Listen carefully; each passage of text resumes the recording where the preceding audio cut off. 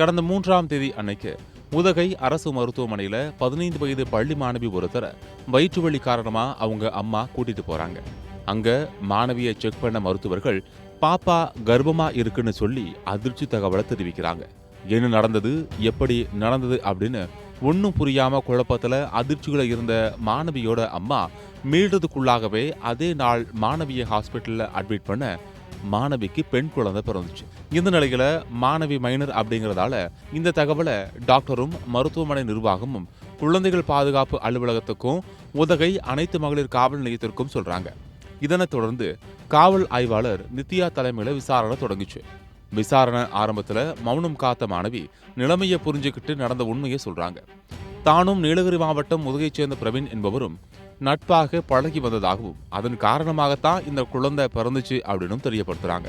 இதனைத் தொடர்ந்து பிரவீனை பிடிச்சு காவலர்கள் விசாரணை மேற்கொள்ள பல திகைப்பூட்டும் தகவல்கள் தெரிவிக்கிறாரு பிரவீன். தான் டிப்ளமோ முடிச்சு கோவையில ஒரு கம்பெனியில வேலை பார்த்துட்டு வரதாகவும் கடந்த 2 வருஷமா மாணவியோட நட்பு ஏற்பட்டு பழகி வந்ததாகவும் அவ்வப்போது மாணவிக்கு பரிசு பொருட்கள் வாங்கி கொடுத்து சேர்ந்து ஊர் சுத்துறதுமா இருந்ததாகவும் மாணவி கிட்ட கல்யாணம் பண்ணிக்கிறேன் அப்படின்னும் நல்லா பார்த்துக்க வேணும் ஆசை வார்த்தை சொல்லி பல முறை உல்லாசமா இருந்ததாகவும் தெரிவிச்சிருக்காரு.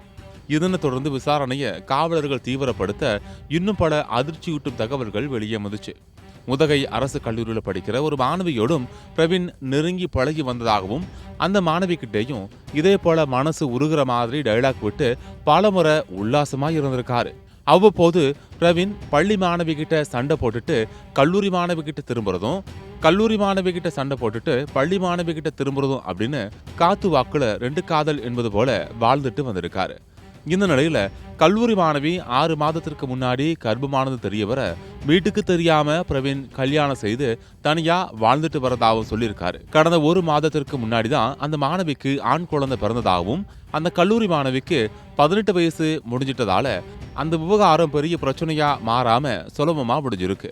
ஆனா பள்ளி மாணவி விவகாரத்துல மாணவி மைனர் அப்படிங்கறதால பிரவீன் மேல போக்சோ சட்டத்துல வழக்கு பதிவு பண்ணி பிரவீனை கைது செஞ்சு நீதிமன்றத்துல ஆஜர்படுத்தி சிறையில அடைச்சிட்டாங்க. ஒரு பக்கம் கல்லூரி மாணவி 1 மாத குழந்தையோட இருக்காங்க, மற்றொரு பக்கம் 15 வயது பள்ளி மாணவி புதிதாக பிறந்த பெண் குழந்தையோட இருக்காங்க. இப்போ நாங்க என்ன பண்றதுன்னு தெரியாம 2 பேரோட குடும்பமும் தலையை பிச்சுக்கிட்டு தவிக்கிறாங்க. மொத்தத்துல காத்து வாக்குல 2 காதல் அப்படிங்கிற சினிமா பட பாணியில முடிவு எட்டப்படாம 2 குடும்பங்களுமே அதிர்ச்சிகளை என்ன செய்யறதுன்னு தெரியாம முடிச்சிட்டு இருக்காங்க.